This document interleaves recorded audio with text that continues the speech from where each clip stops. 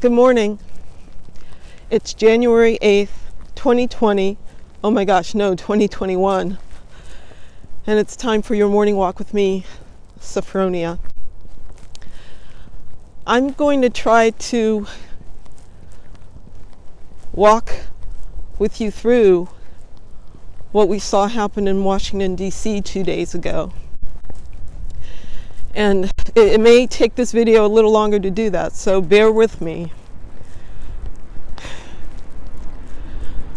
The word that came up for me while I was watching what was happening on Capitol Hill with my son was the word heartbroken.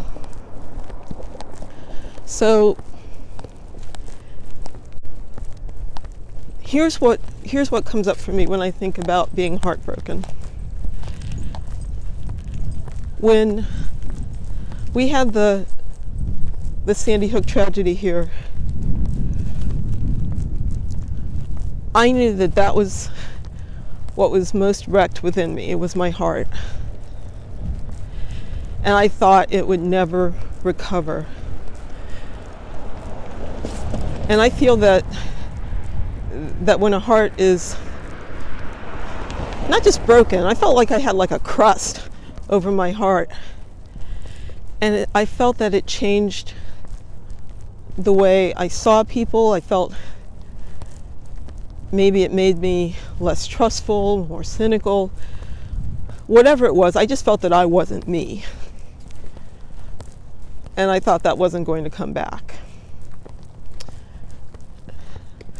Gradually, somehow, it did. And I didn't know that until, 7 years ago. 7 years ago this week, in fact, I was in Puerto Rico for a residency with my writing program. And just something about the way I was writing that week, the connections I made with my classmates, I just started to feel more like myself. I felt more loving, more compassionate. Now, I think a lot of us are feeling wrecked in this way. You might even be feeling depressed. Like stay under the covers. That's it. I'm sick of this. Depressed. The thing that's going to help, and I can only share what my experience with this, of what might help, is when I think about going back to looking at who did this. And by that I mean the people who were scaling those walls, who were breaking windows. And I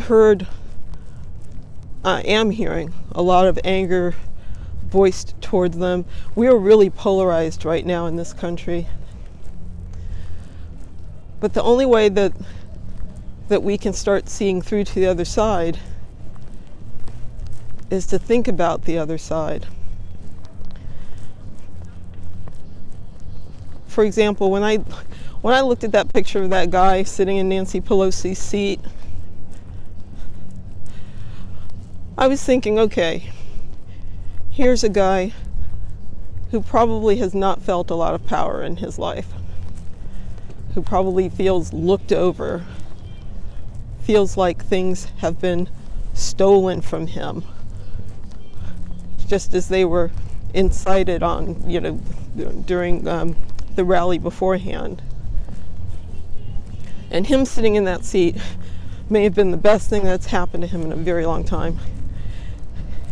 And I feel sorry for that person. I feel really sad for him. He's working a kind of energy that is just not good. And you can only be sorry for a person like that. Now, I'm not being Pollyannish, but I'm saying that if you can come to a thought like that, That's going to help you get moving. That's going to help you say, okay, this has happened. What am I going to do now? A couple of times after Congress came back in session, they quoted, I believe it was Benjamin Franklin, saying, it's a republic if you can keep it. Maybe now's the time for you to start thinking about how you participate in the keeping.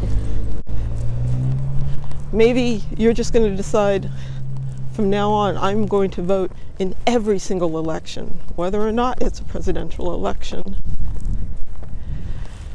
Maybe you're going to join an organization that will help bring people together where we can have these discussions across our differences so that we can maybe find a way. I'm hoping our president our new president will help us do that, to help us see that we have more in common than we think. But I will tell you, a few weeks ago I talked about no wasted time.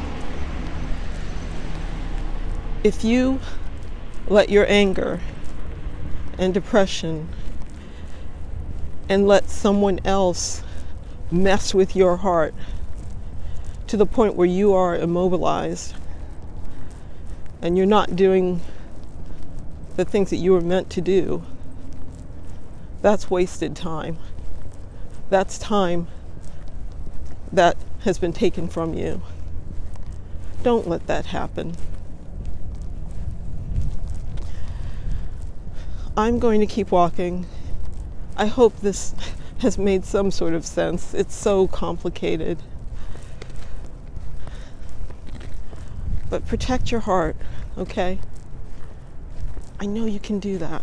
May you find a way to stay compassionate, to work, if you must be angry, to work with righteous anger and make good things happen because of it. I'll see you next week. Take care. Be well. Bye-bye.